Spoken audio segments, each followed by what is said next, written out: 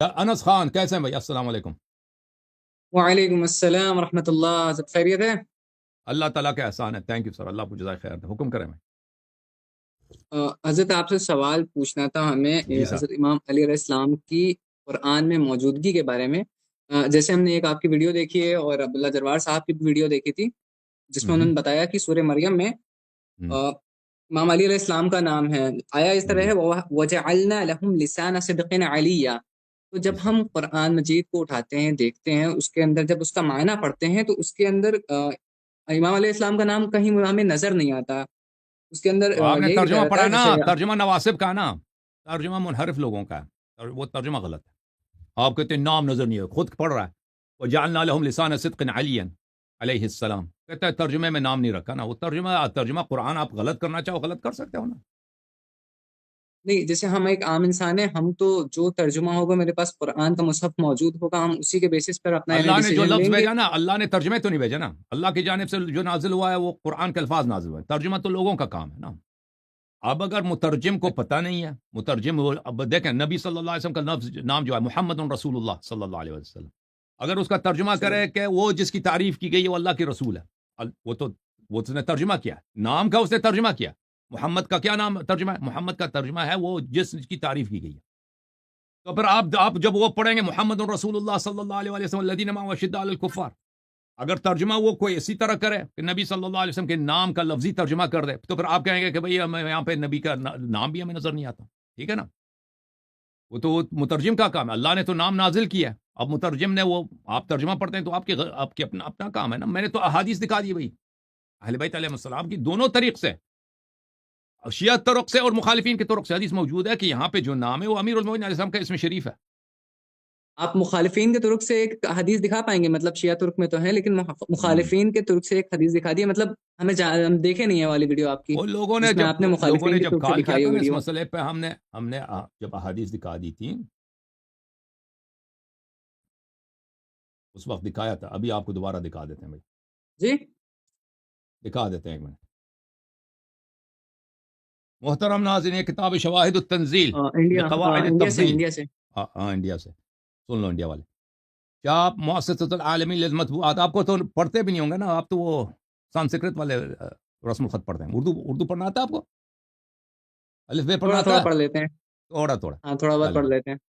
وَجَعَلْنَا لَهُمْ لِسَانَ صِدْقٍ عَلِيًّا، اوکے، یہ سورہ مریم، یا حافظ اسکانی حنفی ہے، اس نے حدیث قال رسول اللہ صلی اللہ علیہ وسلم، رسول صلی اللہ علیہ وسلم کی حدیث ہے، بلی کہتا ہے کہ رسول صلی اللہ علیہ وسلم نے فرمایا کہ جب شب معراج کو میں آسمان پہ گیا تھا، جبرائیل علیہ السلام نے مجھے اپنے دائیں جو اس کا ونگ ہے، دائیں جو پر ہے اس پہ مجھے حمل کیا، ٹھیک ہے نا، دائیں شہپر پہ، تو مجھ سے سوال کیا گیا آپ نے زمین پر اپنا خلیفہ جانشین کس کو بنا کے آئے ہیں آسمان پر؟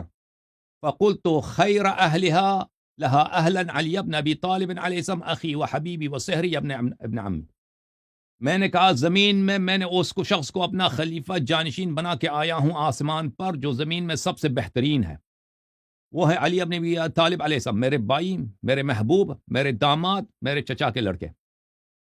پھر ندا آیا یا محمد صلی اللہ علیہ وآلہ وسلم تحبہ، ندا آیا کہ کیا تم ان سے محبت کرتے ہو؟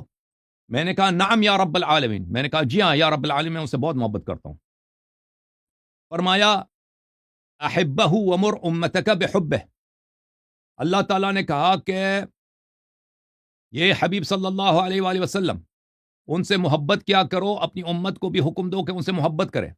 فإنی انا العلی الاعلی، میں علی ہوں اور میں اعلی ہوں، علی جو ہے اللہ کا اسم ہے، میں علی ہوں اور میں اعلی ہوں۔ اشتقت له اسما من اسمائی اسما فسمیته علیہ، میں نے ان کا نام خود رکھا ہے، ان کا نام مبارک، اسم مبارک اپنے نام سے مشتق کیا ہے اور میں نے ان کا نام علی علیہ السلام رکھا ہے۔ فہبط جبرائیل فقال، جبرائیل میرے پاس آیا اور کہا ان اللہ یقرأ علیک السلام ویقول لک، اللہ تعالیٰ تجھے سلام بیچتا ہے، یعنی زمین پر جب واپس آئے کہتا ہے کہ اللہ تعالیٰ آپ کو سلام کہتا ہے اور کہتا ہے اقرا، یہ آیا پڑھو۔ قلت وما اقرا، کون سی آیا پڑھوں؟ کہا وَوَهَبْنَا لَهُم مِّن رَحْمَتِ اللَّهِ وَجَعَلْنَا لَهُمْ لِسَانَ صِدْقٍ عَلِيًّا، ہم نے آل ابراہیم علیہ السلام کو رحمت عطا کی اور ابراہیم علیہ السلام کی نسل سے لسان صدق علی علیہ السلام کو قرار دی ہے. حدیث ہے کہ نہیں ہے بھائی؟ مخالفین کے کتب سے. یہ کس کی کتاب ہے؟ یہ حاکم حسکانی کی کتاب ہے. ایک منٹ خاموش. حاکم حسکانی، شواہد التنزیل، حاکم حسکانی، عبید اللہ ابن عبداللہ ابن احمد المعروف بالحاکم الحسکانی الحذاء الحنفی النیسابوری. یہ کون ہے حاکم حسکانی؟ حاکم حسکانی یہ ہے بھائی، میں آپ کو تمہاروں بتانا. یہ کتاب تذکرۃ الحفاظ للذہبی، تذکرۃ الحفاظ جزء ثالث، ذہبی صاحب کی، ٹھیک ہے نا، الذہبی. چاپ حیدرآباد دکن سنہ 1334. اب 1447 ہے، یعنی آج سے 113 سال پہلے یہ کتاب چھپی حیدرآباد دکن میں.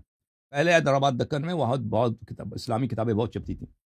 اچھا، الحسکانی شیخ متقن ذو عنایت تامہ بعلم الحدیث. یہ ہمارے اہل سنت کے مشائخ میں سے ہیں اور بہت ہی ان کی محنت ہے علم حدیث پر. یہ ابی عبداللہ حاکم نیسابوری کے استاد ہیں. اوکے، یہ صحیح ہے.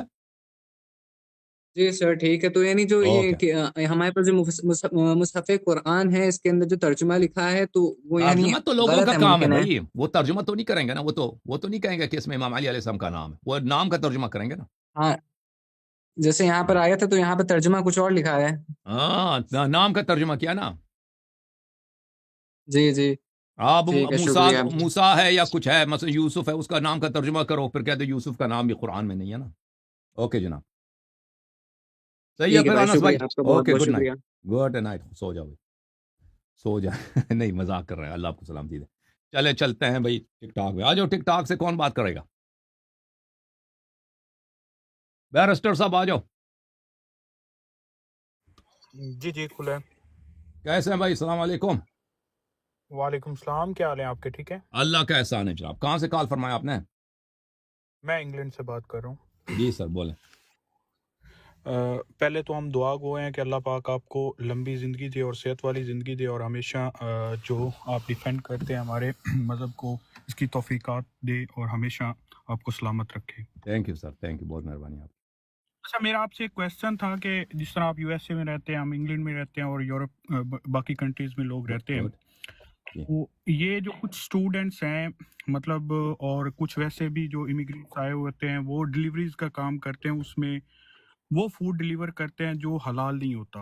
کیا وہ کرنا جائز ہے یا وہاں پہ شراب ڈلیور کرنا حرام ہے؟ شراب ڈلیور کرنا حرام ہے. باقی جو حرام گوشت ہے اس کو ڈلیور کرنا حرام نہیں ہے. کچھ ایسی مطلب ہمارے پاس جو ہے نا یو کے میں نے کہہ دیا نا بھائی، میں نے کیا کہا؟